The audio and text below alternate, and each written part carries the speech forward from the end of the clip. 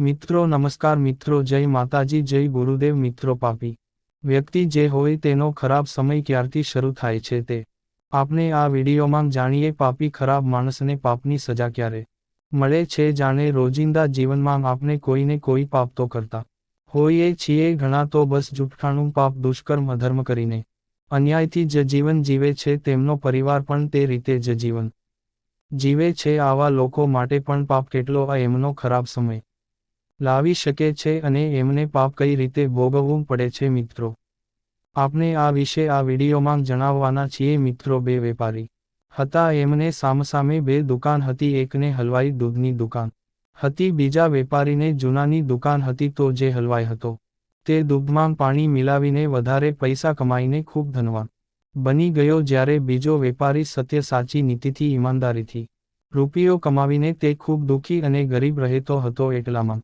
પેલા ઈમાનદાર વ્યક્તિએ કોઈ સાધુ સંઘ ત્યાંથી નીકળ્યા અને એમને પૂછ્યું કે હે ગુરુજી, એ બાપજી, આ વ્યક્તિ જે દૂધમાં પાણી મિલાવીને વેચે છે અને અધર્મ કરીને, પાપ કરીને, જૂઠું બોલીને પૈસા કમાય છે અને બહુ સુખી છે, અને હું ઈમાનદારીથી મારો વ્યાપાર કરું છું, છતાં હું દુઃખી કેમ છો? એટલે ઋષિમુનિએ કહ્યું, સાધુ સંતે કહ્યું કે ભાઈ, ધર્મના માર્ગે જ ધન હોય છે, અધર્મના માર્ગે પાપ હોય છે. એટલા માટે તો શાંત થઈ જાય, નિરાંત રહ્યા અને સંતોષ રાખ, એનું ફળ ભોગવવું પડે છે. એમ કરીને સાધુ તો ચાલે નીકળ્યા. હવે આ વેપારી બીજા સાધુ જોડે ગયો અને કહ્યું, એ જ પ્રશ્ન કર્યો કે હે ગુરુજી, જે વ્યક્તિ અધર્મ કરીને લાખો કરોડ રૂપિયા કમાઈને શેઠ બને છે અને હું ઈમાનદારીથી, સાચી નીતિથી ધંધો વ્યાપાર કરું છું, છતાં હું ગરીબ અને દુઃખી કેમ છો? એટલે ઋષિમુનિએ કહ્યું કે ચાલ મારી સાથે નદી કિનારે સ્નાન કરવા. એટલે પેલો વેપારી અને સાધુ બંને નદી કિનારે ગયા અને ત્યાં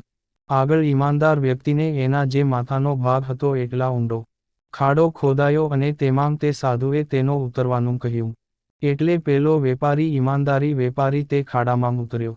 એટલે સાધુ મહારાજ એ બીજા માણસોને તેમાં 100 ગડા પાણી રેડવાનું કહ્યું. એટલે બીજા માણસો, આજુબાજુના માણસોએ તે વ્યક્તિ, ઈમાનદાર વ્યક્તિના ખાડામાં પાણી રેડ્યું. એટલે તેનું પાણી તેને ગરદન, ગળાના ભાગ સુધી આવી ગયું. એટલે ઈમાનદારી વ્યક્તિએ કહ્યું, એ સાધુ સંત મહારાજ, 2 ગડા પાણી રેડાવે એટલે હું હવે મૃત્યુ પામીશ, ડૂબીને મરી જઈશ. એટલે ગુરુ મહારાજે કહ્યું કે એ વેપારી, મેં એટલા માટે તારો પ્રશ્ન જવાબ આપવા માટે જ મેં ખાડો ખોદાવ્યો અને તને અંદર ઉતાર્યો અને બીજા માણસો જોડે પાણી રેડાવે છે. કારણ કે જે વ્યક્તિ પાપ, અધર્મ કરે છે, દુષ્કર્મ કરે છે, ધર્મના માર્ગે પાપ કરે છે, જ્યાં સુધી તેનો ગળાના ભાગ સુધી પાપ ન થાય ત્યાં સુધી એને કશું ભોગવવાનો હતો નથી. પણ જ્યારે તે વધારે પાપ કરે છે ત્યારે તેનો દમ કોંટાય છે, શ્વાસ છે તેને અધર્મના માર્ગે તે હવે નથી જીવી શકતો અને તેમને તેના કર્મોનું પરિણામ વધારે કરે. જેમ પાપનો ઘડો છલકાય અને ફૂટે ત્યારે કર્મ ભોગવવું પડે છે, તેમ તેને તેના પાપનો, ધર્મનો ઘણો ફૂટે એટલે તેને કર્મ ભોગવવું પડે છે, જીવી શકતો અને તેમને તેના કર્મોનું પરિણામ વધારે કરે. જેમ પાપનો ઘડો છલકાય એને ફૂટે ત્યારે કર્મ ભોગવવું પડે છે, તેમ તેને તેના પાપનો, અધર્મનો ઘડો ફૂટે એટલે તેને કર્મ ભોગવ પડે છે. મિત્રો, મહાભારતમાં જ્યારે ભગવાન શ્રીકૃષ્ણે શિશુપાલને 100 ગાળો સુધી બોલવાનું એમને ફુવાને વચન આપેલું હતું,